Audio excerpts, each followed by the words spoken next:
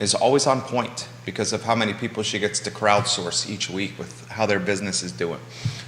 Nikki, before we start, how you feeling? Oh my gosh, great. Good? Yeah, I mean at 10:15 on this Monday, I've had enough caffeine and I'm ready to roll. Oh, fantastic. Bill McChenzie, welcome to the program. Happy birthday to you, Bill McChenzie. A belated birthday to you, sir. Nice. I hope the birthday treated you well, Wild Bill. Judah Wickhauer is our director. You have that 3-shot ready to go for us as well, Judah Wickhauer. That would mean the world to us. We'll welcome our friends in Crozet to the program. We'll welcome Kevin Cortez to the program, who's watching in Richmond. Short Pump, hello. C.A. Sandra, hello. Dallas, welcome to the program. I believe you're watching on the job. Dallas, we love when you tune in, when you're doing a fantastic job soft washing people's homes around Central Virginia. We appreciate your support. Judah Wickhauer, we can do it. My friend, ball's in your court.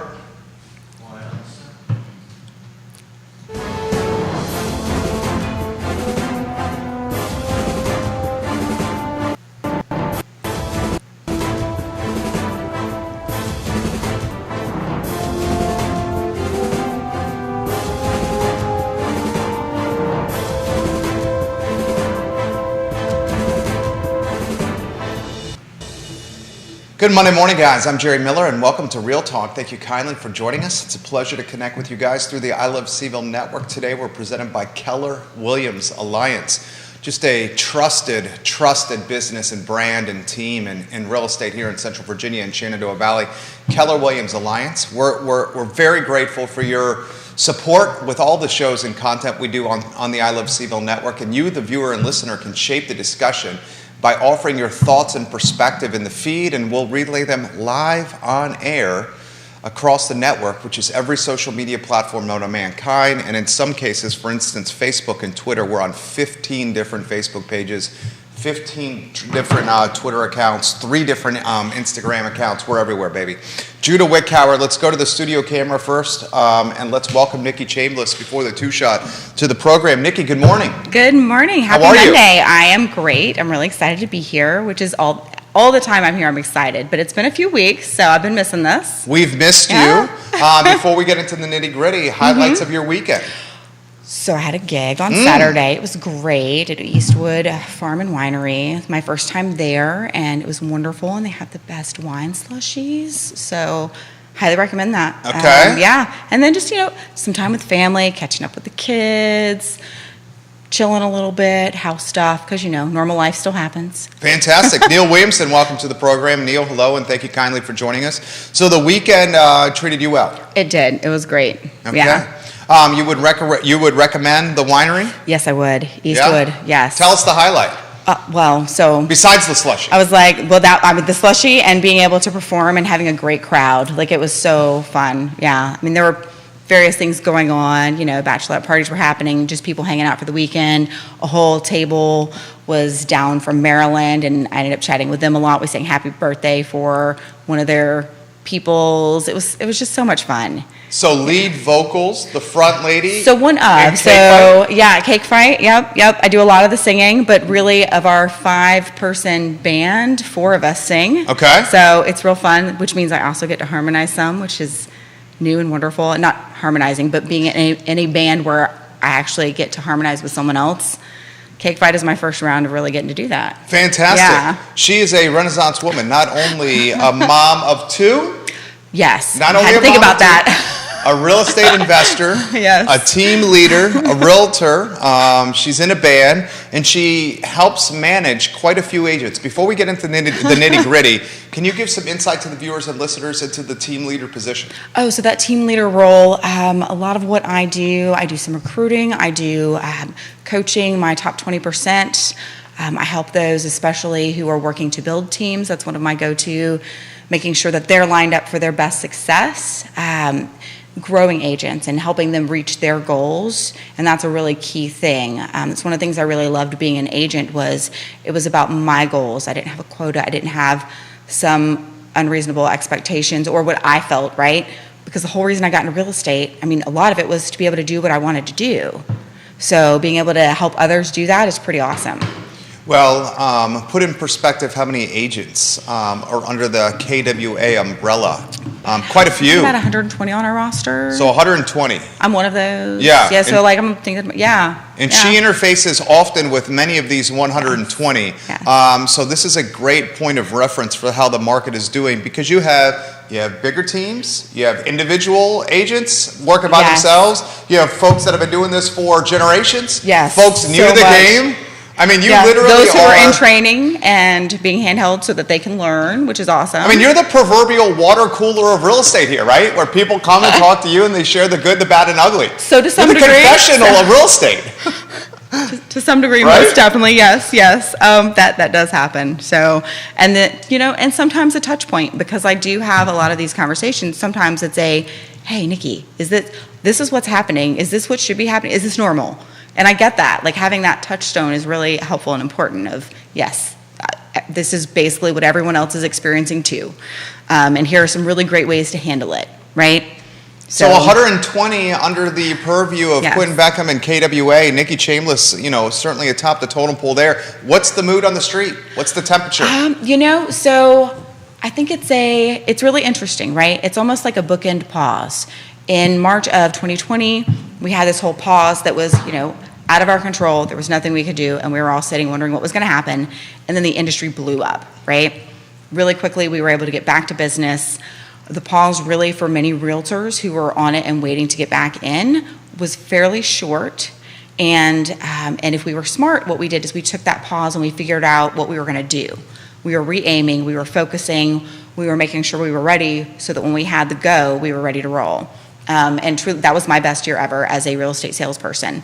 And then switching to this, now we're on this other end of, yes, it's still COVID life, but it's very different. This is the first summer that people as a whole are out traveling the way they are, right? It's kind of like the first opportunity that most of the world is like, oh, okay, now's the time to go do the things. It's also a shift in the market, right? The rates are going up. So there's a little bit of okay, I can breathe a little. That's great. And it's another time to go, okay, so in real estate, when times are really great, you can cast a net. A lot of times business comes to you if you're out there and people know you're doing it. Now we're shifting to what Quentin likes to say, spearfishing, right? Now we're like, okay, so how am I focusing while I've been crazy busy? Have I been in touch with my people really well? Could I be better at that, right? What are the things that I need to really zone in on and focus to make sure I'm being the best trusted advisor in real estate that people can go to? So that's kind of what's happening right now. The open houses are slowing down. I actually was just texting with someone that I talked to on Friday who was doing that kind of touchstone, and I took a glance at her listing and we talked about it, and we talked about maybe her guiding that seller of, hey, this is a price you guys discussed 3 months ago, and these are the other houses that have sold recently. This may be a thing where that seller is going to need to reevaluate just a little bit. And I texted with her this morning and she said, hey, the open houses, this is what happened. And you're right, I was able to have that conversation after that open house feedback with the seller to be able to help him kind of see where we are. Because we're running into that. Some people are seeing and they're adjusting, right? Especially when advice is given really well. Yeah. Some people are going to need more than great advice to be able to wrap their heads around, oh my gosh, okay, I may have missed the peak, depending on what price range your house is in right now, right? So DOMs are longer, days on market are longer. Yes. Interest rates are at a, call it 4 or 5 year high. Yes. We have buyers and sellers out of market on vacation. Yes. Okay, very synonymous with the buying and selling patterns of 2019, where summer was oftentimes a slower time because folks were just out of market. We're seeing that now. Which KPI, which key performance indicator are you following the closest? Is it the rates? Is it the DOMs? Is it seasonal? I mean, are we expecting a surge come fall? I mean, what are you following? So I can't just follow one. Sure. Because if I'm only following one key, I'm not getting a really good picture at all. So the interest rate is definitely something I'm following. Those days on market, that is really important. And what those open houses look like, that foot traffic and how many people are interested, how many calls an agent's getting. That's a thing that I think sometimes people don't pay enough attention to. But really, open house traffic, that's a really great indicator to watch, no matter what kind of market we're in. And what are we How seeing things from are open going. house traffic? So it's slower. It's definitely a lot slower. Instead of it being so booked that you couldn't get to a house, right, which it was not that long ago, now what we're finding is there are people showing up, there are people interested, but it's much more the people showing up are more relaxed. The agents are able to be a little more relaxed with these open houses they're doing, give a little more time and attention, maybe even find a buyer they can help, right? And it's not chaos, which I think is really nice across the board, right? There are some negatives to the shift, but for the most part, it's taking a level of what many had found chaotic out of that. And hopefully they're able to structure their business and kind of keep things going really well. I think most people are. Kelsey sharing a link from Yahoo that was released yesterday, Yahoo Finance, about U.S. housing market going pretty cold right now. And this is a macro analysis, certainly not one to Central Virginia. Yeah. We talk often on the show how Central Virginia might be a little bit more insulated versus some macro trends here. The national data in comparison to Central Virginia, how do you see it comparing or contrasting? Well, so we are a different area. We are not the broader population. It's kind of like taking like Orlando and trying to compare them to, except they're more extreme, right? In any given situation, they are not the norm. We are also not the norm. We have a lot more stability in our local economy. So being able to evaluate that local economics as far as Charlottesville, Albemarle, and stretching that out. Okay, so what does Harrisonburg look like? What does Stanton look like? How are we all impacted? So yes, it is slower, but to me, like I said, that's kind of a nice, okay, take a deep breath. Now we can get back more to business as normal. That's kind of what it feels like to me. Yeah, we've talked about it on the shows before. We've got NGIC, we've got UVA, we have Centera, we have a lot of the contractor companies, we have quite a few tech, we've got quite the tech community. There's so much here that adds that stability. So even like in March of 2020, a lot of areas were struggling at a level that we did not experience. Yes, there was struggle, but we have this different aspect of some really great stability.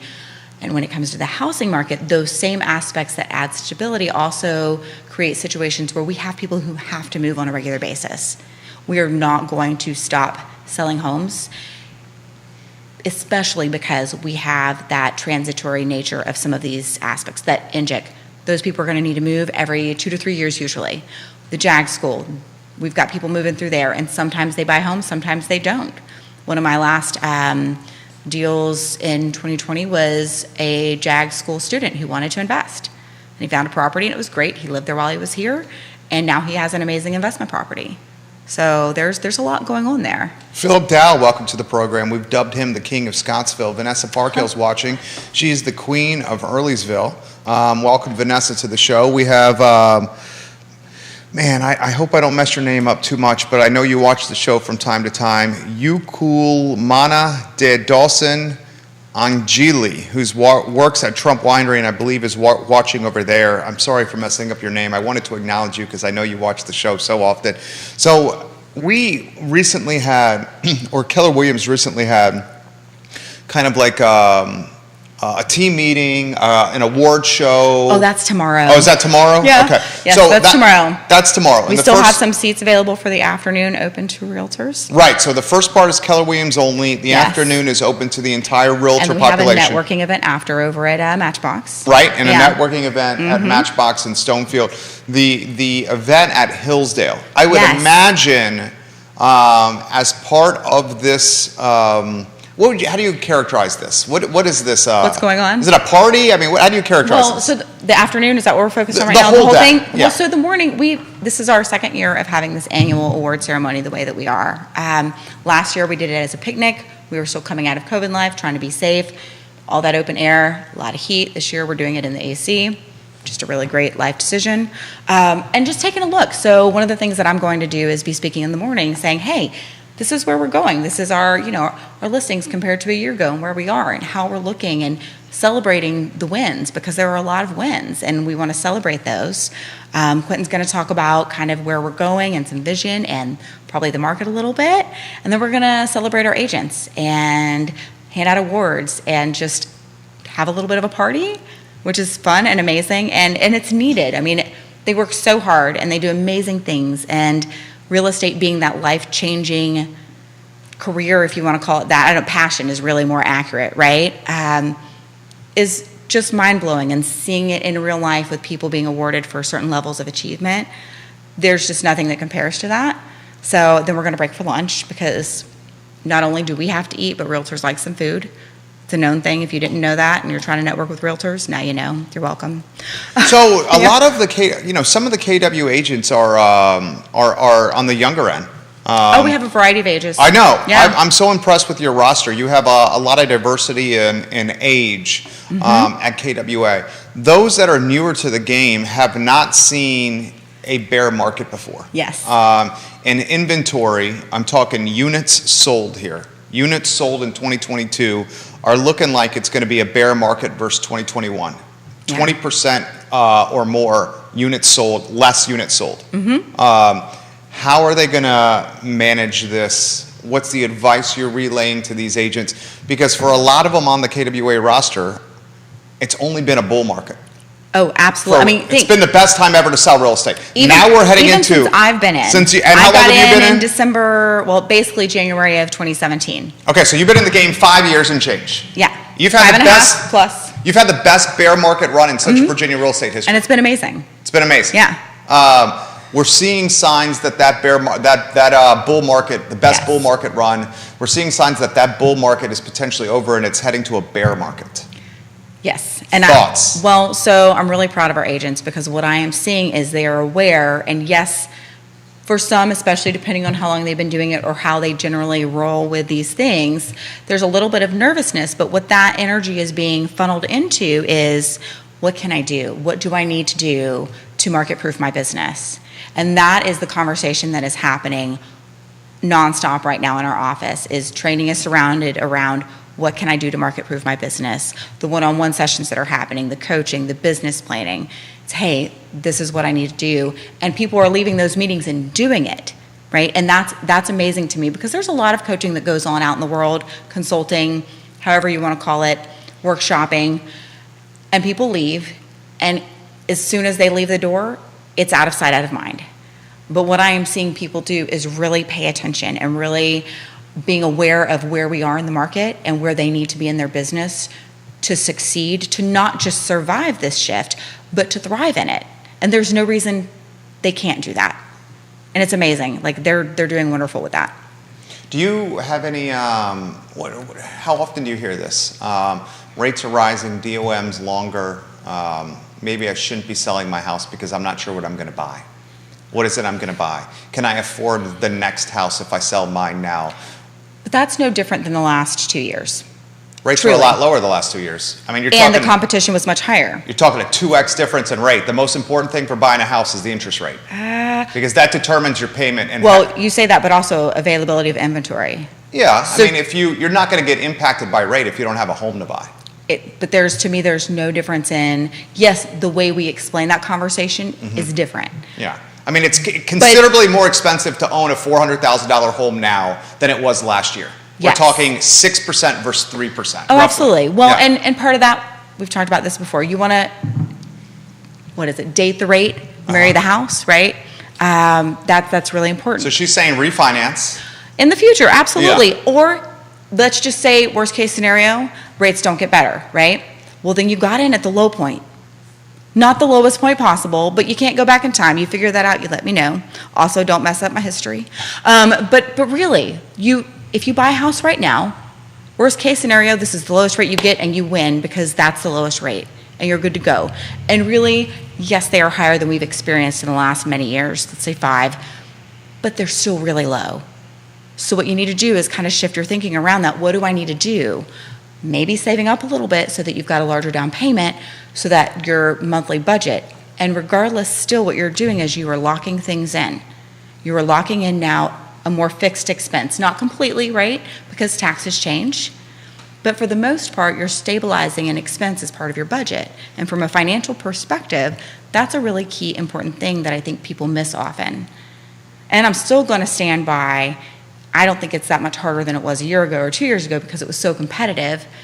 The reason behind it has shifted, but I don't think it's gotten harder. Does that make sense? I appreciate the positive perspective from you, and I know the agents are going to come with the positive perspective on this show here.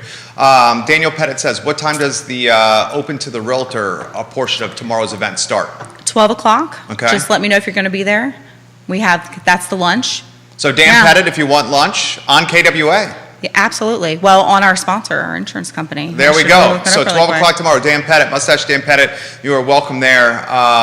He wants to know as well, how have things changed in the last 2 months from a price reduction standpoint? He's seeing price reductions. Yes, we are definitely seeing that. And I think some of that is the movement of the market immediately. And some of that is those sellers that we were just talking about who are having a harder time with listening to that great advice that they're getting.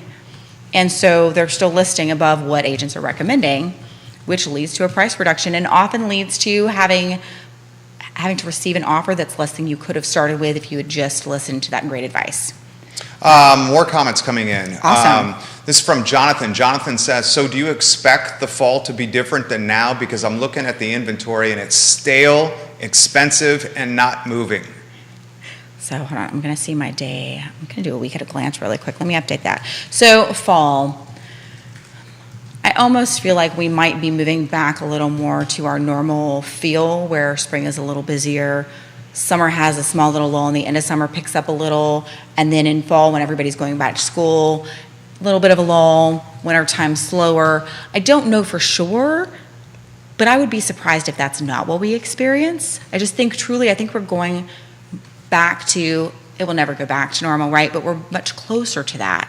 So I think, if anything, that giving a little bit of a reliability and dependability of what's happening will be nice for many, especially when you're trying to celebrate Christmas and you're not going to be out competing for a house on Christmas Day, because that was definitely happening, and that is not ideal.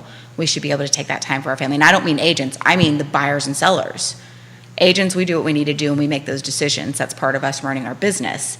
But from that buyer and seller perspective, having people need to yank out of all of their holidays and the times that they would really rather spend time with family, that can be really stressful, and that is not ideal. Neil Williamson, we'll get to your comment here in a matter of moments. Comments coming in on Spotify, iTunes, Apple Podcasts, and YouTube, which I'll get to in moments. Also a DM on LinkedIn for Nikki Chambliss. Why don't we go to the DM on LinkedIn from Andrea Chen first. Jerry, I love the content that you create here. Please ask your guest if she expects rates to go even higher in the fall, because it looks like the Fed's got half a basis point or a full basis point increase planned for the future. I mean, truly, what she is saying is the same thing that I'm saying, and we can speculate all day long and be wrong. So that would take it over 6 then? That is what that looks like. Yeah, we're looking at probably a mid-6 potentially for rates on a 30 fix with great credit. So you're talking about in the low on a 30 fix in the pandemic was what? What was the lowest you saw? Oh gosh. With great I don't even credit. know. Did you see like a 285? Probably. I was going to say below 3. I just don't know which exact point.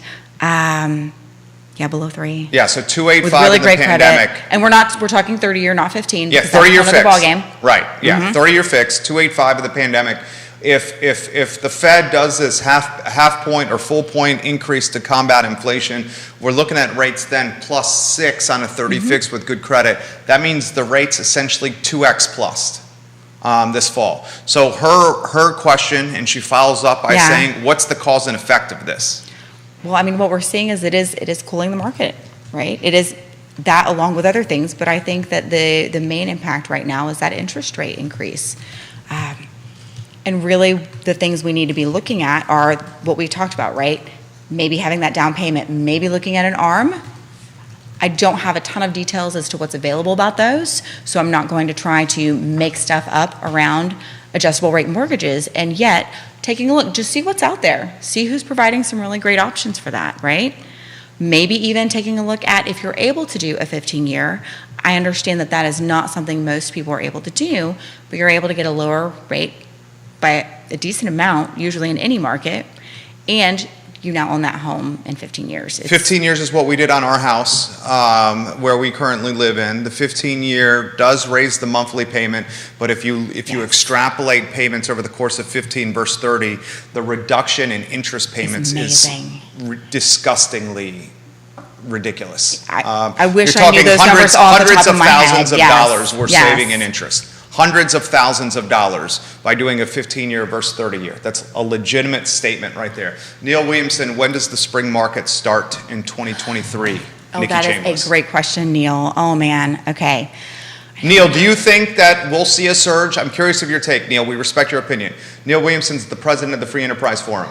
Neil, do you expect a surge in movement at all in Q3 and Q4 when families are back in school and back from summer vacation? Do you see an uptick in volume in sales or Q3 or Q4? Or is your comment alluding to slowdown because of increasing rates for the rest of the year? And potentially 2023, the uptick as maybe rates come back down, time will tell. Is that what you're alluding to, Neil? First, his question, when does the spring market spring in 2023?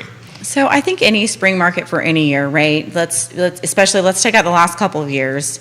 Even before COVID hit, the spring market was starting earlier and earlier every year. Actually, during COVID, there just wasn't one. There was just nonstop market for the most part, right? A couple of exceptions. But pre-COVID, the spring market was starting as soon as Christmas ended, basically, or as soon as the new year happened. So I think that some of that will stay consistent. I think that the pace of that will slow a little bit, right? But oftentimes, realtors are wanting to connect with their sellers and get them really well prepped way before that house is going to be listed, right? I think most realtors need at least a 2-week turnaround. If you're not doing that, I don't know how you're offering in all those services that you need to be offering, right? So, and for many people, if there's stuff they need to do to the home and you need to be able to get a contractor in there to take a look at things, and it's really hard to get a contractor within a certain amount of time, if you're thinking about selling your home in spring of 2023, January is the time that conversation really needs to happen. And maybe even now to make sure that you have the home repairs you need or whatever that is. At the point you're thinking about it is the time you talk to your realtor. This link has been shared by The Real Deal. Jonathan shares it. It's therealdeal.com. It's a real estate news website. Jonathan, I enjoy this website as well when preparing for this show. And he highlights 2 paragraphs from therealdeal.com. He says, prospective home buyers gearing up to beat out the competition can start to breathe easier. The level of competition on home offers written by Redfin agents dropped below 50% for the first time in more than 2 years, according to a report. The bidding war rate stood at 49.9% in June, the lowest Redfin has recorded since May of 2020. So his question for you is, bidding wars, are they now a thing of the past, and how much leverage does the buyer truly have, is Jonathan's question. So the other side of that coin is that with rates going up, that will balance that out a little bit. Is it the same bidding war world that we have seen? Absolutely not. So it depends, really, because even before COVID, in that lower price point, I had a townhome in Briarwood that listed before COVID Live that was incredibly competitive. It was crazy booked for open houses. It went under contract in that first weekend, and it was in that lower price range. So it was ridiculously competitive at COVID Life level before COVID Life because it was in that price point. Will we stay there? Possibly not, probably not even. And is there still a need for competition? Yes, especially when we're talking about certain price points. If it's that mid-range where everybody's competing for, that's going to be a level of competition potentially. And in that lower price point, right now, that competition is lower depending, because one of the things that buyers are starting to take a look at that is adding to this pause is not only that interest rate, but hey, okay, they're looking at the prices just like we are. Our client is smarter than they've ever been, and I'm grateful for that. That actually is an amazing thing. It means that the advice that agents are able to give is just a whole nother level of conversation, right? But being able to take a look and say, oh, okay, I'm really interested. This is the lower price. I want to be competitive. And also, I don't think that seller knows where the market is, and I think it's listed too high. So right now, that is impacting things in a really large way. More questions coming in. Nikki Chambliss, a valuable resource for the community. Neil says, historically, the spring market is higher volume than the other seasons. He's exactly right. This is an interesting question. This is from Sally, who watches the program. Sally, where are you watching? Are you in city of Charlottesville? Is it Johnson Village? I believe, Sally. Let us know, please. She asked affordability. She says, please ask Nikki's take on affordability now. Is it more affordable now for a first-time home buyer to buy something because there are less buyers in the pool to purchase the house we're going after? or is it less affordable because, as you said, Jerry, the rates have 2x'd? It's a great question. Unfortunately, it is not any better because of the It might interest be rates worse. going up. It's probably worse. Truly, because the options there are lower, you've got to have more room on your budget to buy that home. I'm not sure yet if it's worse, right? Because of the slowing of the market, that does leave some breathing room, that leaves some opportunity for people to come in and make purchases. And I think that it's really important, those buyers that, I have some on my radar even still from when I was actively in sales, that I will refer to some of my agents to help. But we still have conversations on a regular basis. Most of them are my friends. And so when we're talking about these things, trying to encourage them to really find ways to have a down payment so that they can balance that interest rate and still stay within their budget is a really important conversation. And then hopefully people are in a place where they're getting raises yearly, right? So that's going to help a little bit. But I don't think that helps the way people tend to default in their thinking. Right? And this is where you need to have intelligent conversations around what this really is and what this really means for your specific situation. John Blair, watching on LinkedIn. We love you, JB. We love when you watch the program, John Blair. How do you characterize these price reductions that are happening? Is it buyer demand diminishing, or is it coming out of the gate priced incorrectly? Because, I mean, you go back to that article Jonathan shared, and I'll give you a statistic here. This is from The Real Deal, who's citing statistics from Redfin. Yeah. The dropping bidding war rate is the latest sign of a slowing housing market. Redfin reported that 60,000 home purchase agreements were canceled in June. 60,000 nationally, equivalent to roughly 14.9% of homes that went under contract in the month. So we're seeing home contract cancellations happening. Yes. We're seeing price reductions happening. Is the price reduction happening because of mispricing or because of diminished buyer demand? I think it's a combination, right? I think it depends. We are in the midst, we are actively, actually for months now, we have been actively experiencing a shift. No matter how much preparation you do for that, you're going to see price reductions in this kind of shift. That's part of the shift. That is part of everyone realizing, hey, this is what's happening. And I love how that mentioned the, well, I don't love it, right? But deals going through, the less competition. If you start with that initial interest in showings and interest at open houses, that leads to those things. That leads to less offers. That leads to deals being a little more likely to fall through, whereas before, people were willing to waive all the things in some cases. And now that it's not happening, now home inspections are happening. And Contingencies are back. Contingencies are Closing back. costs coming back? Some, yes. It's still a little on the fence. But then again, I also know agents who are getting that even during the crazy, right? And those were the exception, not the rule. Now we're going back to that being much more normal. I think that's going to be built back in. People are still a little hesitant to accept that as sellers. And that's going to be part of that shift that we're seeing. What I'm fearful of, and I hope, and Neil Williamson, I hope this does not happen. My hope is that government officials, elected officials that have very much the responsibility to potentially increase our housing stock in Albemarle County, City of Charlottesville, and Central Virginia.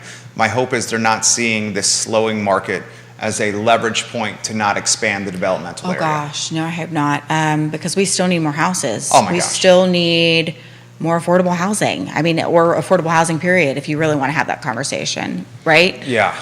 Carol Thorpe, welcome to the program. She's the queen of Jack Jewett. She's watching the program in the Jack Jewett district.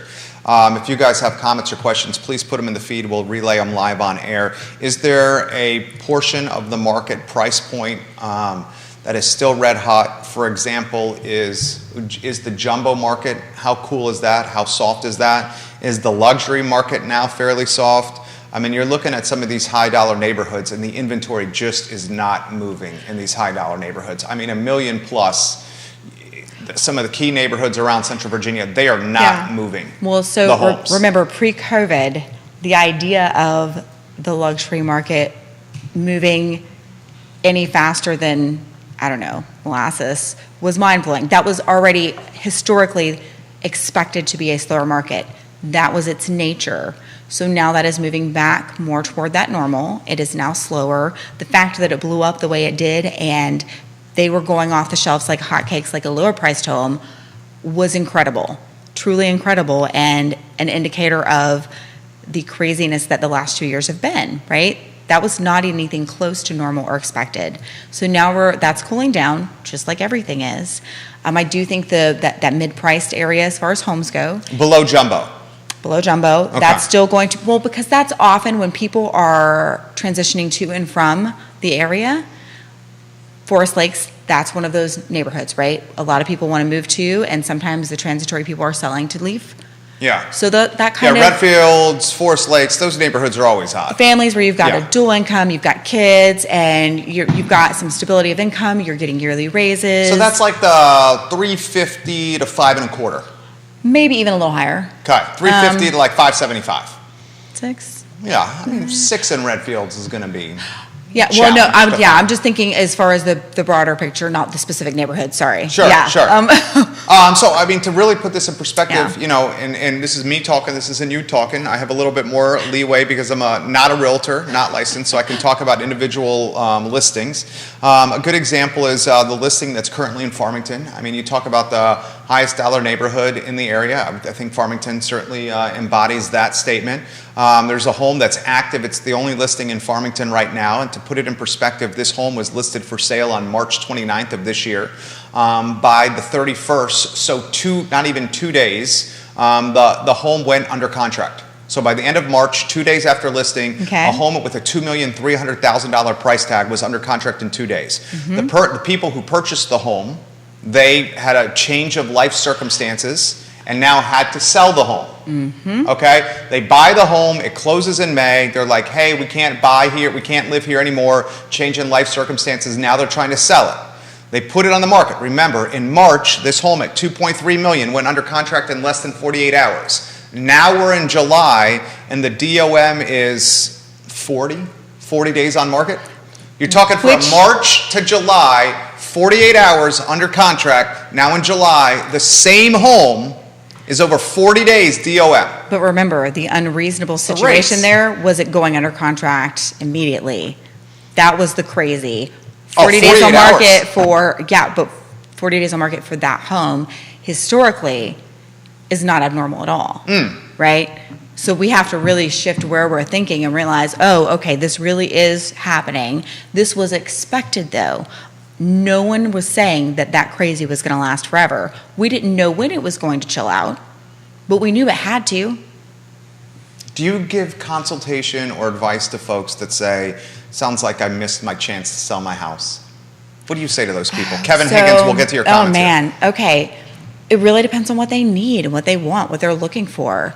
And I will say my go-to default for solving challenges as often as I can is to keep it as an investment. And if you're looking to buy your next one and keep this as an investment, because renters still need to rent just as much as buyers still need to buy, right?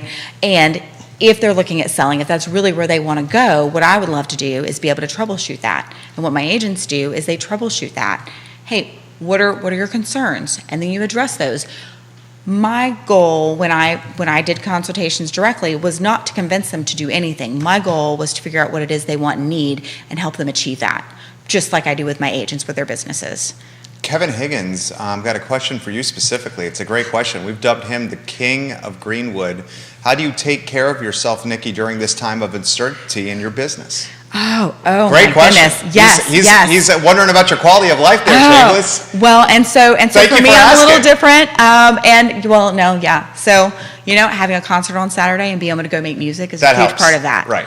Making She's sure I great have at time with my musician. kids. Yeah. Having that time with my kids, even though sometimes it's hectic and my olders, they work different schedules, it's still really, really important, right? That's incredibly important. One of these weekends we need to have that movie afternoon and go see the new Minion movie if it's still at Alamo, right? And for my agents especially, because they're working these real estate sales businesses, I'm no longer directly doing that, so I'm in a slightly different situation, and yet I'm still doing the same things I'm recommending my agents do, just from a brokerage perspective and not an agent perspective, and that is taking a look. So one of the things is, what are your expenses? Because most people have expenses that they really don't need, and truly with as busy as it's been, it probably was not important enough to take a look at them. I do that in my own, even personal. When it's busy, I'm just like, oh, I'll let that go. Sure, pay CVS $10 a month, even if I'm not using it. whatever, $5, whatever that thing is that they have. And when things shift, what you do is you go, oh, you know what? It's worth making a call to cancel that, or paying someone else to make a call to cancel that, however that works, right? And it's the same thing as agents. What are your expenses? Take a look at those. Where are you wasting money? Because most people are. And I'm not saying, hey, this is your Starbucks a day. I just don't know that most people are having a Starbucks a day. And if you are, that's a great place to look. It used to drive me nuts before I was a realtor, looking at buying a home and seeing all these things. And when I was starting my business and I'm looking at things and they give advice that I feel is very flippant, I think you really need to take a look at your things. Call your insurance company. See if you can get a deal. Call your internet. See if you can cut that. And while you're doing that, from a business very specific, not just expense related, what are you doing to make sure you keep consistent business coming in? When's the last time you talked to your clients? Truly, the ones who aren't in the middle of a transaction. Because that is where most of my business came from. People who knew and loved me as a realtor, as a person, and were like, hey, we want to send people your way. And that makes a world of a difference. That is the way, from my perspective, if I were to go back in sales today, I would feel very confident that I could pick up from that. I would need to rebuild momentum, and I would be able to do that because I would reach out to my people. Nikki Chambliss is crushing it right now, guys. Team leader, Keller Williams Alliance. Carol Thorpe, we'll get to your comment here in moments. This is from Jennifer Carini on Spotify, and she makes a point that's in agreement with you. To Nikki's point, there are 0 homes on the market right now in Redfields, and that's a neighborhood we're looking at. Mm-hmm. Redfields is a neighborhood I previously lived in, and it's south side of Charlottesville near Wegmans, down 5th Street Extended, and it is just a phenomenal neighborhood. Yeah. And it's that price point, that's that $375 to call it $6 price point, where you have a lot of 2-income families, often ties to the University of Virginia, and they just preserve value and they turn very quickly. Here's a good comment from Carol Thorpe. Queen of Jack Jewett for Nikki Chambliss. I have a nice house in Mill Creek, which will be ready to put on the market by January 1. It is an inheritance and not my family residence, so I have the luxury of selling it whenever I like. Do you think it is better for me to sell it ASAP to play beat the Fed for the next rate hike, or is there any advantage to holding out for the spring market or beyond? Carol Thorpe, excellent question. That's a really great question. Yeah. I think a lot of that really depends on what your needs are. It sounds like, and this is like, it's hard to give that one-on-one advice without sitting down and having a conversation with you, right? So I would like to say that the disclaimer is I don't know enough to answer your question, truly. I can give you a little background on the Thorpes. Financially stable, fantastic family. She alludes to it being an inheritance, so it's not the primary residence. From what I know of this fantastic family, they don't need to sell this for the cash immediately. Yeah. They're in a good position financially. So patience is a luxury for the Thorpes right now. Yes, but how it sounds like between now and January. So like it's not a hold as a rental and then potentially sell later, right? If it were me and I were working to sell a house that I owned, I would probably go now before the rate, knowing that I don't know for sure that that's the best time. Because it's very uncertain. There was a period of time where, like during COVID, we felt very certain that things were still going to increase. And then there was a time where we're like, oh, it's definitely going to level out. And right now, understanding where that's going to go exactly, it's really unclear.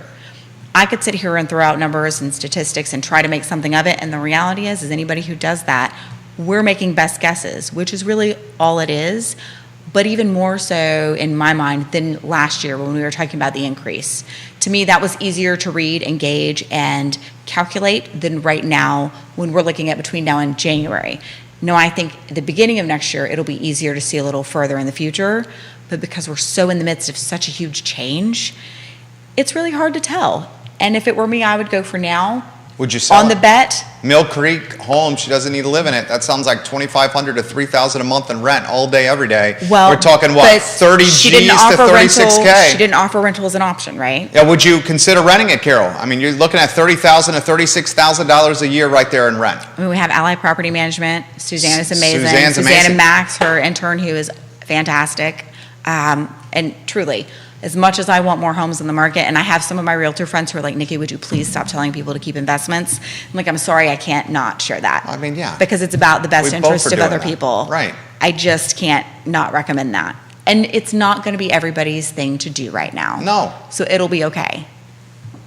And the rental game's not for everybody. If it It was is easy, not. everybody would be a landlord. It's not easy, but it does That is pay so dividends. true. I mean, it's not for everybody. It's a matter of risk tolerance that not everybody has, and that's okay. It is totally okay. Right? But whatever it is you're doing, you need to do something to plan for your future. And if right now the future is too far to think about, what are you doing to plan for today and tomorrow? And then broaden that, right? Whether you're a homeowner, whether you're not, whether it's investing, what are you doing right now? Are you still seeing the expansion of footprint for properties? Are people still looking, Valley, Augusta, Stanton, Buckingham for price point? Definitely. Yeah. That is still happening. I think to some degree that will always be the case. I just think the stress level of it has definitely, I mean, we all know we're feeling it. It's truly palpable. It is lessened. Even just walking around town, right? There's a different feel. Yeah. How do you characterize that feel? I think there's an edge of nervousness, but I think there's more relaxed. I think people are starting to feel safer about all the things, even though it is a leveling, and that means if you wanted that top dollar, you might have missed that right now. Yeah. It might be a while before that happens again. Who knows? These things are cyclical in long-term pictures, right? But one thing to highlight for those that feel they missed out on the top dollar sale, if you're selling your house, you're going to have to move to somewhere else. So if you're selling your house in a top dollar market, you're buying something in a Yes. top dollar market.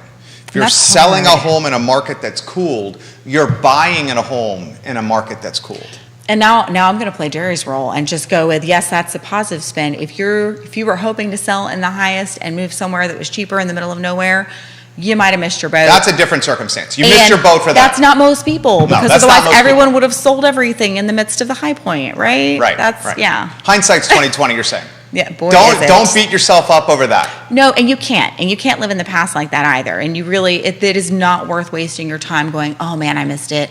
Let me still try to get more. You need to reevaluate and look at now and have a clear picture so you're setting yourself up for your best success with selling your home now. This is a great question from Robert. And Robert, is it Northington? He says, oftentimes we see a second surge in the fall with inventory coming on the market.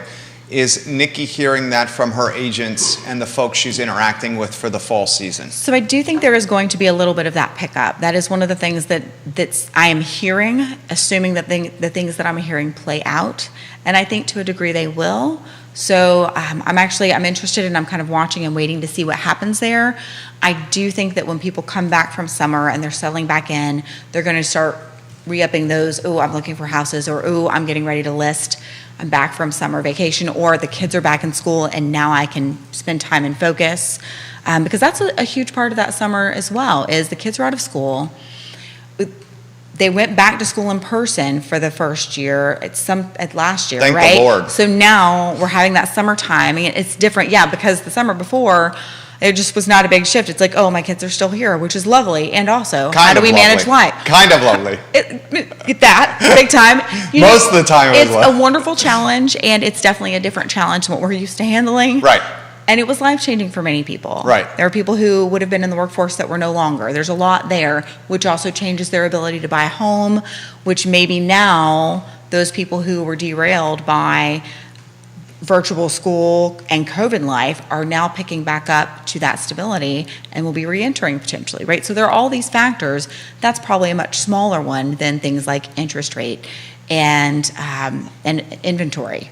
Obviously, those are the big factors. So, Suzanne Reel's watching. oh yay, hi Suzanne. We love you, Suzanne Reel. We Allied just plugged Property you. Management. We gave You're you a awesome. plug. I mean, I know you're a sponsor, but also. They're phenomenal. They manage Yeah. one of ours. Yours as well. Oh yes, she manages mine. Yeah. And I was a holdout. I was like, I'm going to manage my own. I don't need anyone. And then I realized I did. Totally worth it. Carol follows up for Nikki. The home in Mill Creek would sell easily for $400,000. I don't really want to be a landlord. A family member is living in the house rent-free as a helpful gift, but she's going to be out by Halloween, and then they have a decision to make. Okay, so that's the 400K in Halloween Mill Creek. aspect is an important aspect to know, because if out by Halloween, that means not listing until mid-November, and now you're in the holidays. Probably It might wanna be wait worth till waiting spring. till spring. Yeah. Yep. And whoever your realtor is, talk to them now.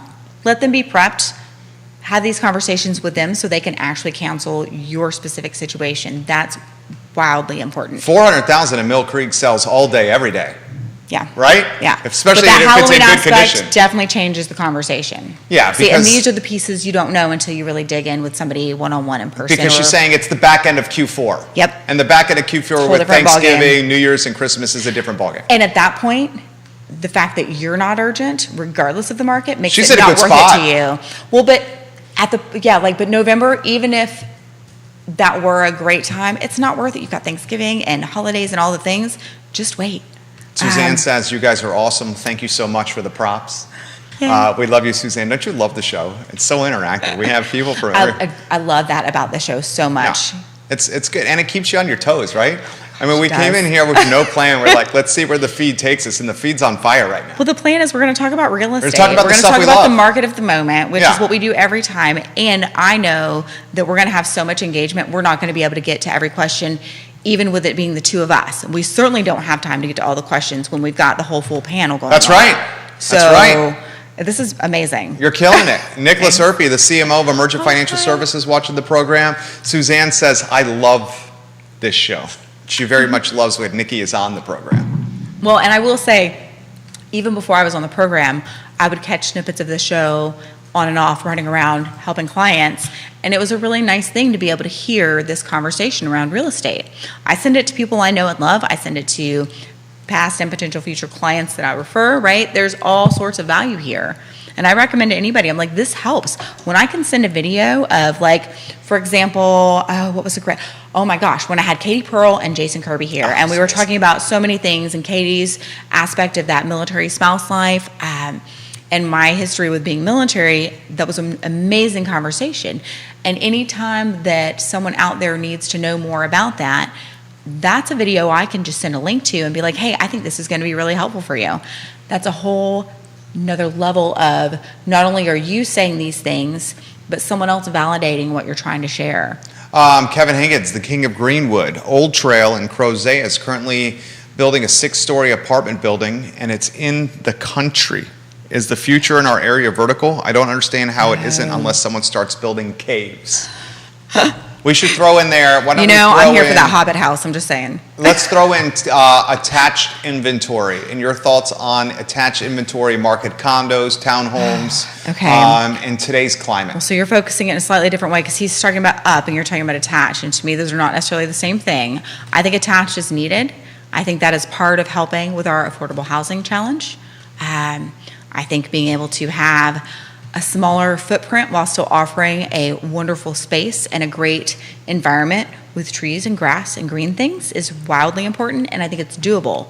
I don't have great examples off the top of my head, but I know that there are places who have done this and done this well, and I think it's really important that we as a community really voice that that's what we want. And I know there are some people who do not, but I also think sometimes the louder people are also not the majority. Carol Thorpe says, appreciate the advice. We've identified now January 1 as the start to allow time to prepare for the house and to get past the holidays. We're going to put your advice into play. Sounds like there's something coming on the market in Mill Well- Creek for about $400,000 in Q1 of next year, thanks to Nikki Chambliss's consultation here. And if you don't have someone, I have 120 people that I can choose who I think is a great fit for you. I love it. I love it. Always be closing over there, Chambliss. She's doing a hell of a job right here. Time is flying, my friend. Neil Williamson gosh, says, yes, more it is. housing everywhere for everyone. More housing everywhere for everyone from Neil. What more needs to be said about that, right? We don't have enough housing. We know that. You're getting props from a lot of people over here. So the expectation, the market, Yes. I'm trying to read between, you've been very clear about this. You expect the market to be a little bit cool throughout the summer, maybe an uptick in the fall as people return to school and come back to the area, then potentially a cooling off come holidays, and we will really see how strong the market is at the end of the first quarter of next year. Yes. We're not going to magically have inventory appear, right? There's just not enough that can be built fast enough, right? So I think we're going back to a more normal market, and still that lower inventory, maybe a little lower than the previous normal market, but that's still much better than what we've had as far as availability and ability to compete, right? So to me, that's kind of what I'm thinking and where I'm leaning. not everybody rushing in and all that competition. I just think it's going to be a wonderful thing. And if we can help those people that it is still harder for, especially in that lower priced end of the market, just kind of reevaluate the way that we're looking at purchasing real estate. Yes, you can still do it, and it's not quite as easy. It's still simple, but it is most definitely harder, and it is achievable. You have to have a little bit of a longer term plan for that, though. This is a great question. This is a lot to unpack on this question here. Okay. I might need to take notes. Stephanie watching the program. You guys talked about the jumbo market and into the luxury market. Yes, the inventory is not moving as fast, but with the cost of construction so expensive, won't these homes preserve their values because of the cost to build something brand new is astronomical? Lot to unpack there. There is a lot to unpack there, and I'm not sure I have really great direction to go with that, because I think that's a really great point. And truly, I don't even know that I've considered that yet. I may need to let that marinate a little bit, because you're right, the cost of construction is still really high. Astronomical. Cost of land higher than ever. Yes, tough to find most labor. Definitely. Well, cost and that's of gonna goods. Some of that's gonna also calm down, right? Especially that cost of land, right? A little bit. Hope. Not.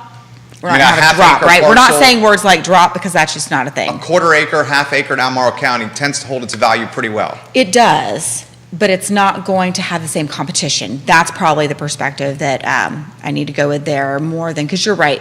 If you look historically at any given, the land value separate of, even, let's use the tax assessment, right? It is not how you want to price your home, but it is a metric that you can use No to doubt. gauge some data. Yeah. So if you just look at that land value, I think maybe I've seen one time, and I don't remember which year frame it was, where there was a drop, but the rest it stayed consistent or increased, right? Yeah. So I don't know how to unpack that. I'm sorry. I would say, Yeah. I'll throw this to you here. But I do want to let that marinate, because I don't want to not talk about it. With the builders we're representing with VMV Brands, Yes. our builder clients have said that it's as expensive as it's ever been to build a home. And that's if you can even find the trades and the labor to build the Yes. house. One of our clients is advertising, is it a general labor position? Is that what the position is that he's advertising that he cannot fill? I believe it's general laborer. Yeah, that's fair. Yeah, general labor cannot fill the position. So because he can't fill the position, he's having to increase pay to try to get guys on site. Yes. And he says when he increased pay, that cost is passed on to the consumer. Cost of goods passed on to the consumer.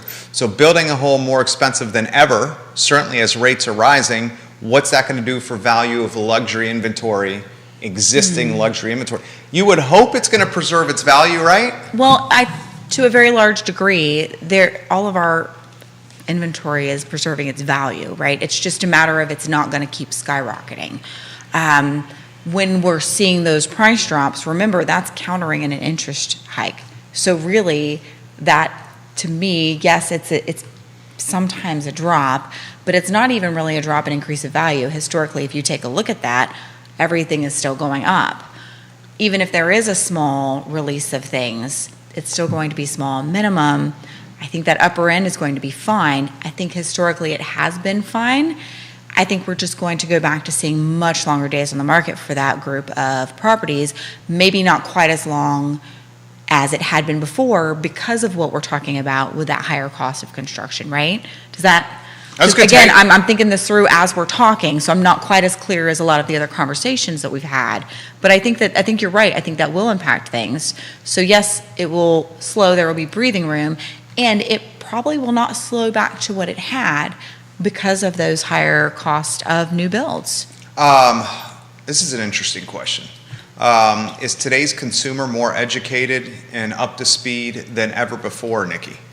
To a very large degree, yes, and some of that needs guiding, right? Because a lot of times the things that we think we know, and I speak from personal experience, I'm not calling anyone out at all, but the things that we think we know from an outside perspective when we don't do it every day, sometimes does not quite match the day-to-day, or it's missing some pieces or needs some tweaking.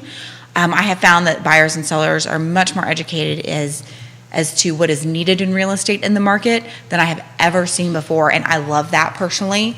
Earlier in the show, we talked about that means I can have a whole different level of conversation. And really what it does is it ups the value, the intelligence gained there.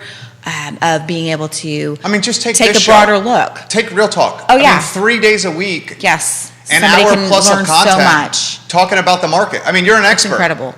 You know, 3 days plus a week, we have experts talking about the market for you to learn. Yes. And truly, the difference that makes. And people have been looking online for so long. Because remember, pre-online, that was a whole different ballgame. The information, the data, the things to know were not accessible. It was very restricted. Personally, I love a market where the information is out there and valuable and people can know more. Me too. That is a whole different level of being able to help someone. It makes life better, not worse. You're crushing it I want today. educated people. Candace F. Cox says, great point, hi, Nikki. Candace. You are crushing it right now. She's one of my agents. You are absolutely crushing it right now. All right, why don't we do this? With some agents watching the program, what's the advice you guys are giving to the agents? Oh gosh. Okay. So really, 'Cause you're doing this tomorrow. Oh yes. Right? Well, we're doing this every day Okay, right now. okay. Truly, like this is the conversation we are having day in, day out. Are we going to Every hear Tuesday part of sales tomorrow's meeting. speech right now? I would love to hear part of what you're doing. Because she's No. looked up to in Well. the firm. Well, so you're not going to hear what I'm doing tomorrow. Because you're part of the closed portion, right? I am. Yeah. So I am part of our actual numbers looking at the whole year. And some of that we'll probably share publicly, but that'll be like, a whole marketing campaign because we're running a business here, right? You want agents at KWA. Is that what you're saying? I don't know what you're talking about. Yes. And I want things to be a win-win and a great fit for people.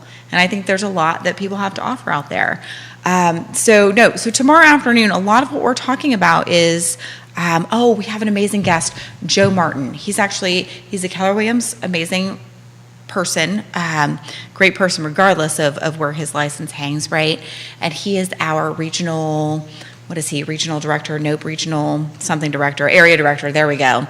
And he's actually going to be covering 2 of those 3 hours, and I'm really grateful that he's able to do that because one of the things that I love hearing him speak to is being able to tell your story. What is your story? What is your value proposition? Because I don't think that as realtors we do that well enough. Actually, I know that we don't do that well enough because not only am I talking to agents on a regular basis, I talk to the community on a regular basis as well. And I will tell you, we are not telling our value story well enough at all. And for the last 2 years, we didn't need to. And now we do. Yeah. So what is your value proposition? What are you doing? What is it that you bring to the table? We just talked about buyers and sellers being more educated than ever, right? Which truly is a great thing. But it means you really need to be able to share what it is you're bringing to the table as a realtor. And you can be bringing plenty to the table that is needed and valuable and helpful for those buyers and sellers. I would never want anyone to do that without a trusted advisor because I have helped pick up the pieces from that happening. And one of my most challenging listings ever was from a transaction that happened between family members. And there was so much that was missed because there were steps that they did not go through that are part of the process. And it was truly a nightmare for my seller clients. And I was able to help them through that and handhold through that and shift and adjust. And it was amazing. Had they not had that, they would not have been able to buy that next house that they were already under contract for that they got. And to them, that was their forever home. We'll see if that happens because sometimes life changes, but they would have missed out on what they viewed as their dream forever home. So we need to bring our value. We need to tell our story better, and that's one of the things we're going to cover. And there's so many. Can I plug a book? Yeah. So this is an amazing book. I don't know if you're going to be able to see it. And for those who are listening, I'm holding up a book. It is called Shift: How Top Real Estate Agents Tackle Tough Times. And it is by Gary Keller. Yes, he is the KW guy. I think he's great. He shares some amazing truth and knowledge on various platforms all the time. So he is out in the real estate world. But this is an amazing book. Most people are familiar with The Real Estate Millionaire Agent. Wait, did I say that in the right order? I don't know. The Red Book. Yeah. And it's, again, Gary Keller. Great book. But these are books Have you that read are any open Sirhan's to. books? So I haven't read them yet, but I listen to him sometimes. Oh, they're I have fantastic. my stack of books to read is incredible, and I'm starting You to can just borrow mine. Browse through. You have a copy? No, I will totally borrow it's yours. phenomenal. Thank you. That would be great. Yeah, it's phenomenal. But so the Red Book, right, and the Shift book, they're available and applicable to all agents, not just KW agents. This is a value add for your real estate business, period, regardless of where you are, regardless of market. And that Red Book, it's great. It is timeless. The Shift book, it is amazing and it is timely, and it is the information you need right now. So when I'm talking about sharing your value, there's a whole chapter in this that talks about that, right? Earlier in this show, we were talking about being focused in of how are you connecting with your people? From a business perspective, we often call that your database, right? How are you connecting with them? Because you need to be. Are they hearing from you at least 36 times in a year through various means? Emails, texts, calls, a social event, a coffee. How are you connecting to people? Because this is a people business. I love it. 2 more comments here. Nikki Chambliss, absolutely on fire today. You crushed it. This is a good question. Any sense on the level of people with adjustable rate mortgages in this area? That killed real estate in 2008, and in my humble opinion, should be on the radar now. That's from So I Mr. will Higgins. say, I feel like what killed real estate in 2008 were mortgages being handed out like they were being passed out from a Cracker Jack box, right? Yeah. Like truly. And there are a lot of pieces to that. But I think we all can agree that it is the process to get a mortgage is much, much harder Oh my gosh. than it was in 2008. Yeah. And oftentimes that is a hurdle that is really hard to jump over. So I have a really hard time seeing that. And I think people need to be smart with it. So if the conversation that you're having with people when you're talking about an ARM is just do it, that's not an intelligent conversation.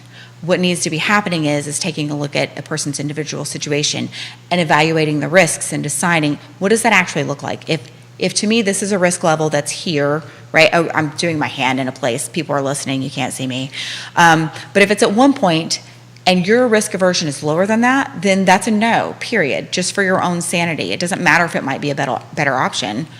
You have to live with this decision. Not me, not your lender, not anyone else, not your mom, not your dad. Love your mom and dad, but also you might want to make sure that the advice you're getting, your cousin who's a lawyer, who doesn't live in our area, all these things are things that happen on a regular basis and then some. So when you're looking at an adjustable rate mortgage, it really needs to be a matter of evaluating your risks. Well said. Very well said. Kevin Yancey in Waynesboro. We've dubbed him the king of Waynesboro. Builders need to realize lumber is a finite resource. More needs to be done with the amount of lumber being introduced to the landfills. And that was a follow-up to the cost of goods being astronomically expensive for new construction. Nikki Chambliss, you were absolutely on fire today. Oh, thank you so much. I Seriously. love being here. This is amazing. Truly. An hour and 10 I love minutes this flew so by. much. Okay, so I just want to do a little comment to that last Please. comment, though, because there are so many amazing creative ways that people are working to find better ways to build houses and to build them better and less expensive.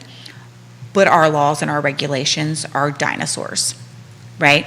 Our codes, they don't factor in things that could be amazing. And I don't know what the answer there is, but I did want to say that out loud while that conversation was happening. That is one of those things that has to change. We are living in 2022. It is not 1950. It is not 1980. Those years are way further away than I would like to admit. I'm just putting that out there too. And yet, our growth around how these things are done is still back there, right? Well said. It's 2022. Yeah, I said that right, just checking. Almost 2023 as far as I'm concerned. I know it's only July. Sorry, I don't mean to freak you out. Well But- said. Yeah, we have some catching up to do. Nikki Chambliss, guys, for the agents that are watching the program, if you want the hottest ticket in town, it's an afternoon with the Keller Williams team post-award show and then a networking event at Matchbox in Stonefield. Yes. They should reach out to you. Okay. Is that right? Yeah, you know what? Let me give you an email really quick. That reach out, however, we've got our office number, right? 220-2200. But also win, W-I-N, at KWA-Seville, CVILLE.com. So win at KWA-Seville.com is a great general email where someone will get that and be able to get you a ticket, get you signed up and confirm that that's what you want. You can also find me, I have a, Nikki Chambliss Realtor Team Leader page that I track really, really well, and it's easy to find me because you're probably all over already on social. there. Yeah, you're quick to I'm all respond. over social. You're all over social. So if you're having a hard time or you didn't write Just that DM down, her. just find me, Yeah, Nikki you're all over. Chambliss. Yeah. It is she's not great hard at to it. find me. Yeah. Yeah. Mr. Higgins said your answer will add an hour of solid sleep for me tonight. Thank you, Oh, Nikki I don't know Chambliss. which one, but I'm so glad I could do that, Yeah, truly. that was because, yeah, that's awesome. So good. Nikki Chambliss, guys, team leader, Keller Williams Alliance, just all around A-plus people. Judah Wickhauer is the director of the show, Real Talk, presented by Keller Williams Alliance. Love that name, Keller Williams Alliance. My name is Jerry Miller. You crushed it. Thank you for joining us. Thank you so much for having me. I Judah, love this. our moral and infrastructure and digital compass over there. Makes it all happen. Judah and I are back in approximately 1 hour for the I Love CVille show, guys. Join us. Thank you kindly for watching Real Talk. We'll see you in an hour and change for the I Love CVille show. Take care. Well done, Nikki. That was great. That was so much fun. That was right? I can talk.